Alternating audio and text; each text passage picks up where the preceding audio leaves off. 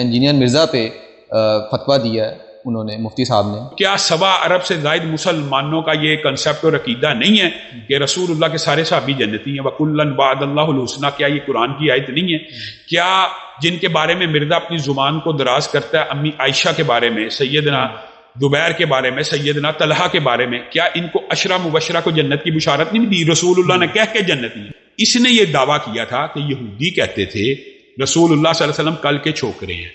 اس سے ہمارا مطالبہ اور علماء کا صرف یہ مطالبہ تھا، بھائی اگر تو کسی یہودی کا تو نے کوٹ کیا ہے ہمیں دکھا دے.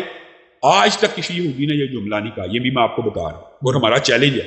یہ اس کے اوپر ڈٹ گیا ہے اور یہ بار بار ویڈیو بناتے ہوئے کہہ رہا ہے، پہلے کہنے لگا کہ چھوکرا کوئی گالی نہیں تھی، گالی نہیں ہے، یہ ہمارے ایک عام رواج ہے کہنا. اگر تو واقعی یہودیوں نے کہا ہو نا تو پھر یہ بری ہے. اگر واقعی کسی یہودی نے کہا ہوا نا، جو یہ قیامت تک ثابت نہیں کر سکتا کسی نے کہا. میں پی ٹی آئی کے فالوور سے یہ بات پوچھنا چاہتا ہوں کہ عمران خان کی حمایت کی وجہ سے یا اسٹیبلشمنٹ کو 2 گالیاں نکالنے کی وجہ سے اس کو یہ اجازت اور لائسنس مل گیا کہ یہ صحابہ کے بارے میں زبان درازی کرے؟ پی ٹی آئی کے جو فالوورز ہیں وہ یہ سمجھ رہے ہیں اس کے اوپر یہ مقدمہ اس لیے درج ہوا ہے اس نے اسٹیبلشمنٹ کی مخالفت کی ہے. اس کے اوپر اس سے پہلے بھی متعدد مقدمات ہیں، آپ نے بھی کرائے ہیں. 2 مقدمات میں نے بھی کروائے ہیں. پرانے پرچے بھائی کس وجہ سے ہوئے تھے؟ تب تو آپ اسٹیبلشمنٹ کے بغل بچہ تھے. آج بھی اسٹیبلشمنٹ کے اندر کچھ لوگ ایسے ہیں جو اس کو پروٹیکٹ کر رہے ہیں. اگر اسٹیبلشمنٹ اس کے خلاف ہوتی ہے، گرفتار نہ ہوتا. یہودیوں کے دفاع کرنے والے مولویوں، تمہیں پتہ ہے کہ یہودیوں نے قرآن میں جو کچھ رپورٹ ہوا ہے کہ کیا کچھ کہا ہے؟ میں نے جو لفظ بولا یہ تو ان کی باتوں کو میں نے سم اپ کر کے اردو کے محاورے میں لنگوسٹک میں بولا تھا.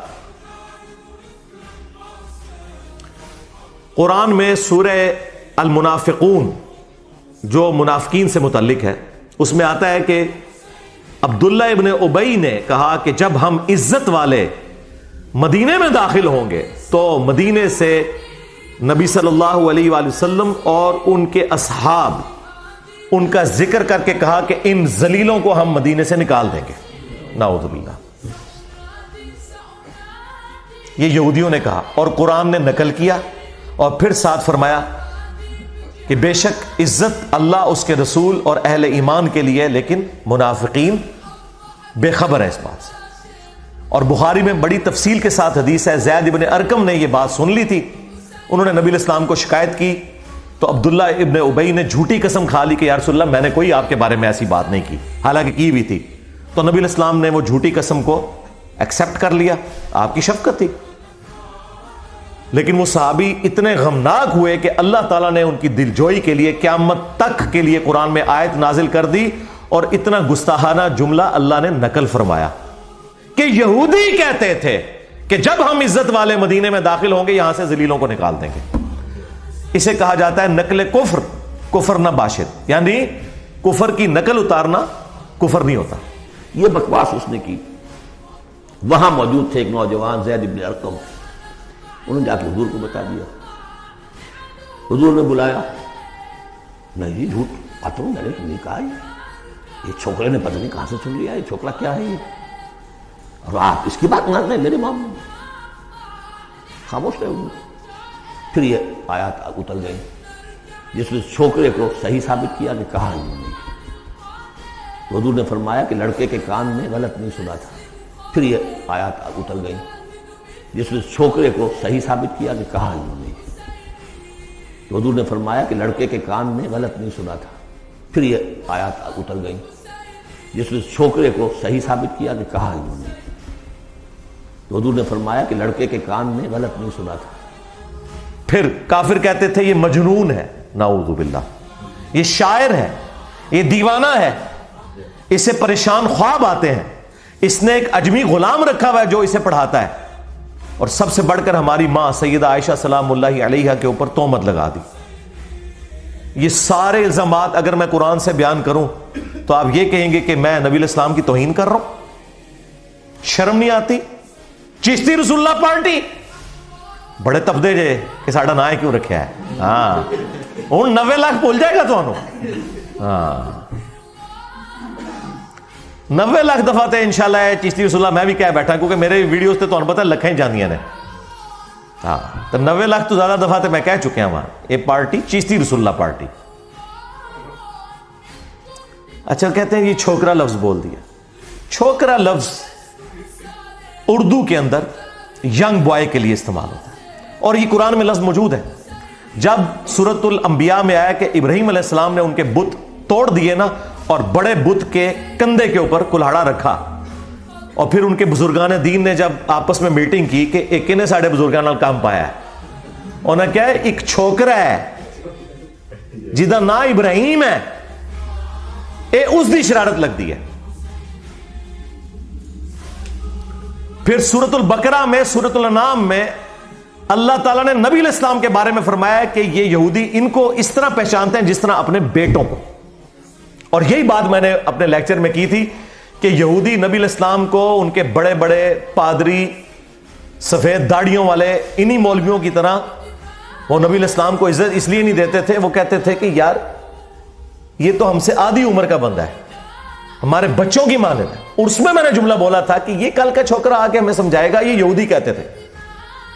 اب یہ پوری بات تھی جو ایک شستہ اردو میں جو محاورتاً لفظ استعمال ہوتا ہے. پھر آپ کو پتا ہے جب بھی ہم کوئی دینی بات کریں اللہ تعالیٰ کی غیبی مدد ہمارے ساتھ آتی ہے. وہ ایسے آئی کہ اچانک چند ہفتے گزرے تھے, سب سے زیادہ ہنگامہ کھڑا کیا تھا بریلویوں نے, اور ان کے اعلی کار بنے ہوئے تھے وہابی گلے پھاڑنے والے. وہ ہر جمعے میں نا یہ جملہ ریپیٹ کرتا تھا, معاذ اللہ. اچھا انہوں یہ بھی نہیں پتا اے معاذ اللہ نہیں ہوتا, معاذ اللہ ہوتا ہے. میرے بھائیوں, وہ بدبخت جو جہنم کا بیٹھا ہوا, معاذ اللہ, اس نے رسول اللہ کے بارے میں اتنی بڑی ہرزہ سرائی کی اور جھوٹ بولا ہے. اس نے کہا ہے کہ یہودی کہتے تھے کہ رسول اللہ صلی اللہ علیہ وسلم معاذ اللہ ثم معاذ اللہ. ہم یہ لفظ نہیں کہہ سکتے, کل کے چھوکرے ہیں معاذ اللہ. اونٹ ہی کر لی سپیش.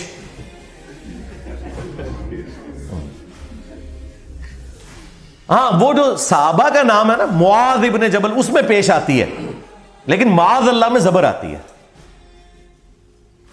اے منو کہتے عربی نہیں آتی. تنو میں چیلنج دیتا ہے کہ اپنے ساجد میر صاحب کو لوں, وابیو دیوبندیو تسی مفتی تقی عثمانی کو لوں, بریلویو مفتی منیب الرحمان سے. تم لوگ قرآن کی سب سے مشکل کوئی سورت ڈھونڈو, اس کی قرات کرواؤ, اگلا سورج طلوع نہیں ہوگا, میں اس کی پروننسیشن عربی سٹائل میں کروں گا, پھر پبلک فیصلہ کرے گی. اوے تو آڑے مولوی تے ہے بیتے پڑھتے جے, ہاں انہوں کو لو ہا عین ثا ذال وا ضاد, اے انہوں نے کہتے خواب بھی نہیں کڑے ہویا. اور دیکھ لیں ٹائم قیامت تک ہے, لے کے آؤ.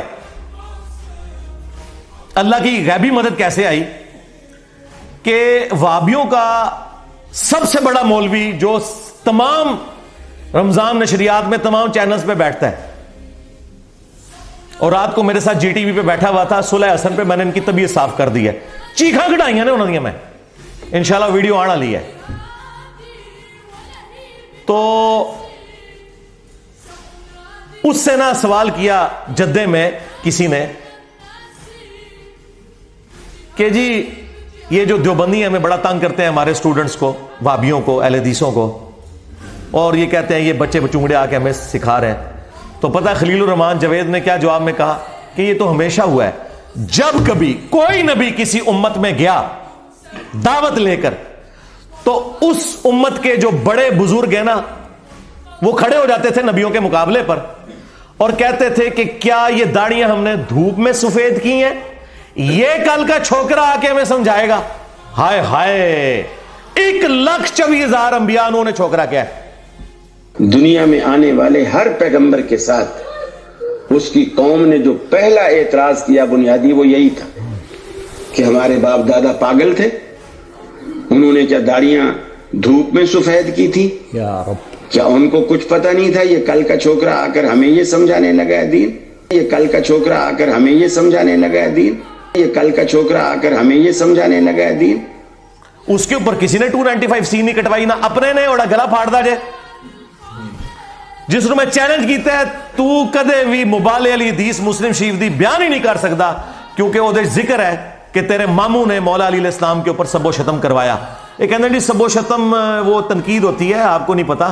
نہیں سرکار, مسلم شریف میں ہی لکھا ہوا ہے 6229، وہ کہتے تھے لعن اللہ ابو تراب، ابو تراب پر لعنت، نعوذ باللہ، اللہ کی لعنت، اللہ کے فرشتوں کی لعنت، تمام لعنت کرنے والوں کی لعنت جنہوں نے اہل البیت کے اوپر لعنتیں کروائی، اور ان کے دفاع کرنے والوں پر بھی لعنت، اور ان لعنتیوں کا حشر انہی لعنتیوں کے ساتھ ہو جنہوں نے اہل البیت کے ساتھ ظلم کیا، جسے فٹ اسے گفٹ۔